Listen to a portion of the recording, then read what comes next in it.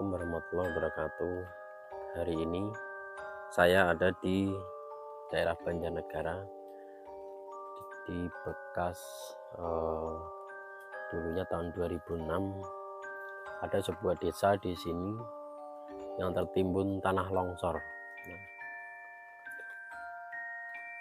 Nah ini bukitnya, nggak terlalu jelas ya. Nah ini sisa-sisanya dulu, tapi sekarang sudah ditanemin pohon salak.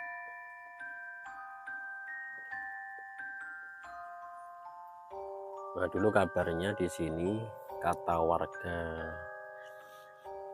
yang daerah sini, ceritanya sekitar hampir 130 lebih lah korbannya ya. Tapi yang bikin menarik di sini ada sebuah batu di ujung sana, tapi di depan saya ini ya. Coba kita masuk. Ini ada banyak pohon salak ya. Nah ini pohon salak nih. Ini enak sekali nih. Ini pohon salak semua, jadi tanam pohon salak.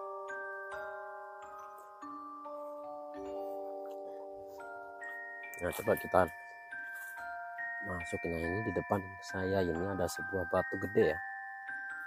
Nah, Assalamualaikum warahmatullahi wabarakatuh. Ini hawanya agak beda ini. Nah ini ceritanya, kata warga yang di sini, dulu ada satu orang yang sudah sepuh lah. Nah ini posisinya ada di dekat kayu ini. Nah, ini itu tertimbun batu ini, batunya segede ini, dan sampai sekarang itu tidak bisa diambil karena pernah ada alat pikuk pun untuk mengalihkan batu ini pun tidak sanggup katanya dulu gitu kan. Nah ini pas ada di sini nih, dan sampai sekarang jasadnya pun ada di sini. Kita doakan saja ya, semoga arwahnya tenang ya di alamnya. Tapi sekarang hawanya agak merinding saya ya. Nah ini ada pohon beringin juga ini, kayaknya baru ditanam ini ya, karena kejadiannya ini katanya sekitar tahun 2006. Nah baru-baru ya. Dan katanya lagi di sini masih banyak korban yang belum ditemukan di sekitar sini.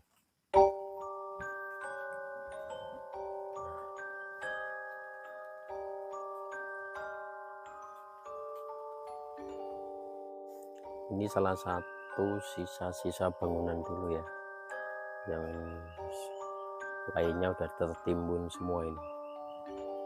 Nah ini di sini banyak ini. Ini masih tembok-temboknya.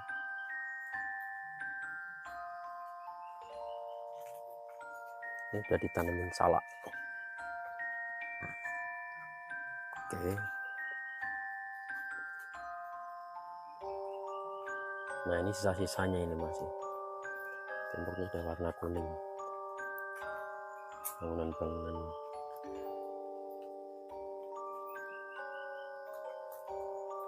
Mungkin dulu sangat mengerikan sekali ya.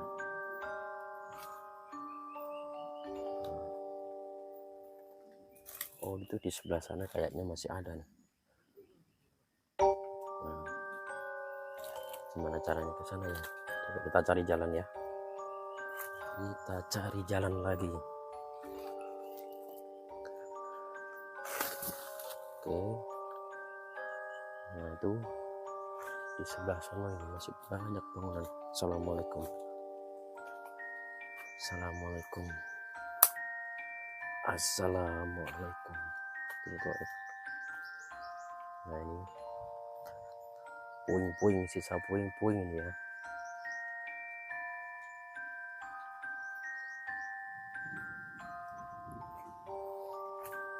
puing-puingnya. Ya, di sana juga masih ada tembok. Bisa temboknya ya, kelihatan ya.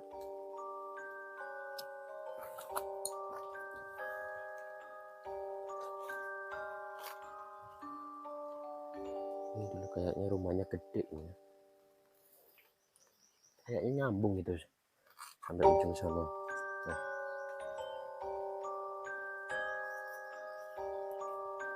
tuh sebelah sana ya.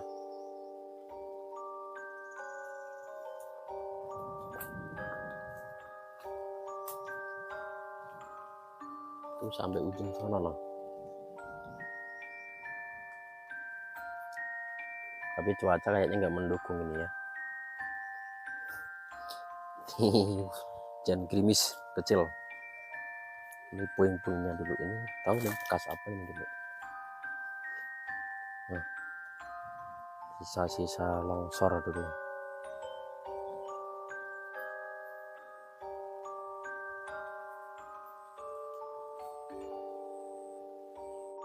Nah, ini sebelah sini juga masih ada ini sisa-sisa. Temboknya masih berdiri.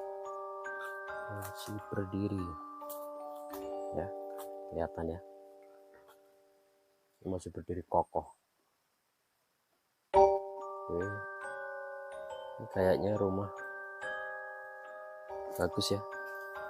Zaman dulu.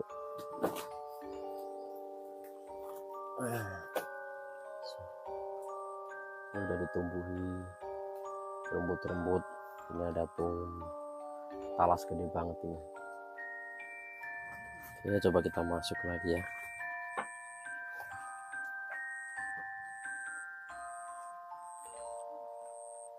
Assalamualaikum. Ini sisa-sisanya di sana. Ini kayaknya banyak kerumuk.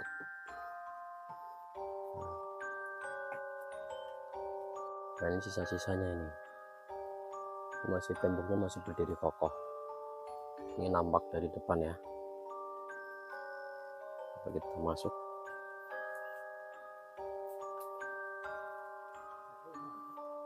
Nah, ini udah ditumbuhi rumput-rumput apa ini. Oke. Assalamualaikum. Nah, ini ya.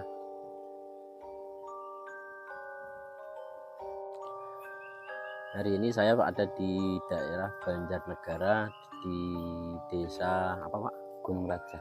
Gunung Raja, bersama Pak Fauzi. Pak Fauzi. Beliau salah satu korban dulu yang selamat pada tahun 2006 ya. 2006. Nah, itu waktu itu ada bencana tanah longsor. Nah, di sini, di area sini yang ditanemin salak ini dulunya perkampungan ini. Rumah semua padat di sini. Nama kampungnya yang apa tadi? Gunung Raja. Gunung Raja tadi. Nah, sekarang ini sudah ditanamin salak semua. Boleh minta cerita sedikit Pak? Tapi kita sambil ngobrol sambil ngerokok aja. Ya, silahkan. Jadi dulu kayak gini. Sebelumnya di sini emang rumah semua padat ya, padat penduduk. Jadi sebelumnya sering kejadian sebelum tanah longsor itu ya longsor kecil-kecilan, jadi kayak banjir bandang apa segala macam gitu. Kan sering hujan-hujan kayak gitu. Sering menimbun-nimbun tanaman warga gitu. Sejenis banjir bandang cuman kecil gitu. Nah, setelah itu jadi ada hujan lebat kira-kira 3 harian lah berturut-turut. Berhenti sih hujannya. Setelah itu waktu itu setelah tahun baru. Setelah tahun baru gitu. 2006 hujan, itu ya. Hujan lebat itu. Nah, pas tanggal malamnya itu, malam kejadiannya itu kayak ada suara gemuruh gitu dari semalaman Sekitar pukul 3. Pukul 3 pagi ya. Jadi sebelum jam 1-an juga udah ada, cuman setahu saya jam 3 itu ada seperti suara gemuruh itu. Orang-orang kan pada keluar. Iya. karena desanya ngumpul gitu, rumah-rumahnya ngumpul gitu kan, gampang gitu kita panggil-panggil tetangga. Pada keluar, ada apa gitu, tengok, nggak kelihatan, nggak nampak gitu kan. Ya, jadi kita duduk-duduk di luar gitu, terasa dingin, ngantuk apa, lalu kita masuk lagi jam 5 itu. Jam 5 subuh. Nah, dari jam 3 sampai jam 5 itu. Kita masuk rumah, begitu masuk rumah setelah subuh itu ada suara lagi. Jadi nah karena apa ya, karena kebetulan juga bagaimana ya, saya langsung lari gitu, nggak tengok-tengok lagi. Kan suaranya gede gitu, kayak menakutkan gitu. Saya juga lari juga ya karena mungkin udah di waktu kayak mau diselamatkan gitu kan. Gelap kayak apa saya lari juga bisa gitu, padahal itu melewati jalan-jalan licin apa batu gitu. Oh, lampu pada mati berarti ya? Lampu udah mati gitu. Mati semua. Kalau kita larinya kan lewat jalan setapak gitu, nggak lewat perkampungan gitu ya, langsung itu kan langsung ke dari kampung, pembatas kampung dari batasnya gitu, kampung sama perkebunan itu kan langsung nggak ada lampu-lampu gitu. Jadi kita jalannya turun. Jadi larinya sendiri apa sama adik saya? Sama adik. Kalau orang tua? Orang tua kebetulan nggak di rumah. Jadi orang-orang warga gitu ya juga waktu itu langsung lari spontan gitu. Jam 5 itu begitu terdengar suara itu, lari sampai ya, padahal itu kan masih gelap ya, masih subuh-subuh, belum terlalu terang lah. Kita lari sampai itu saking takutnya gitu. Saya larinya begitu sampai jalan raya, ya orang-orang lari pada semua yang selamat itu. Saya kebetulan nyetop mobil saking takutnya, pergi sejauh-jauhnya gitu. Anda tahu bencana longsor ya? Nah, itu adik saya nangis-nangis minta dipanggilin keluarganya lah, yang kebetulan kan orang tuanya masih belum di rumah gitu kan, minta dipanggilin orang tuanya. Saya kesini lagi, saya kebetulan dicariin saudara saya. Dikiranya kan kalau posisi rumah saya kan di tengah, udah pasti saudara-saudara saya yang nggak di kampung ini loh, udah kena, udah tahu, udah pasti kena, udah pasti meninggal gitu. Saya dicariin, gitu. Tanya kemana-kemana, lihat ini nggak, lihat Rozi nggak, sama adiknya nggak lihat. Nah, yang ditanya-tanya nggak lihat, padahal saya kabur duluan. Begitu saya lari, saya pergi sejauh-jauhnya, saya naik mobil gitu kan. Nggak ada orang tahu ya? Nggak ada orang tahu. Sama adik berdua. Lalu adik saya titipkan ke tempat termasuk Bapak Kiai itu. Saya turun lagi ke sini, saya ketemu sama saudara-saudara saya. Saya juga tadinya nggak tahu kalau kampung saya sampai bisa rata dengan tanah gitu. Saya nggak tahu, waktu itu kan masih gelap. Saya cuma lihat di belakang saya, lihat kayak percikan api gitu, listrik dari listrik gitu mati ya. gitu. Nah, saya juga kaget.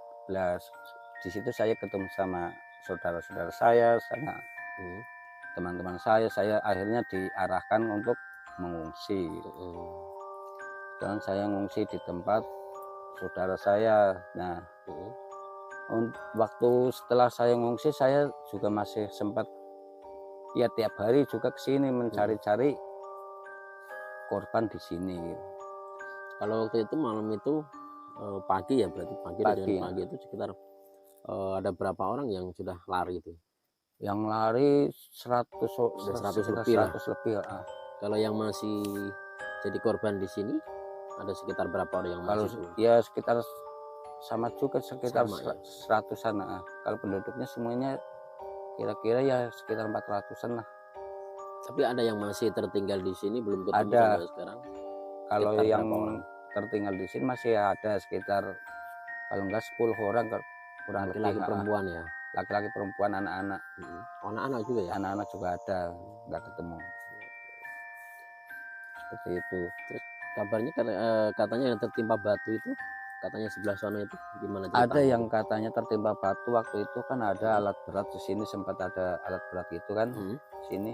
dibantu ya, dibantu sama alat berat karena tanahnya begitu kayak lumpur gitu. Alat beratnya jadi nggak bisa apa dorong batu itu gitu. Nggak tahu dari besarnya batu itu apa, karena tanahnya yang lumpur itu gitu. Berarti sampai sekarang belum Sampai sekarang bisa diambil ya, kemungkinan ceritanya masih ada yang di bawah batu itu gitu.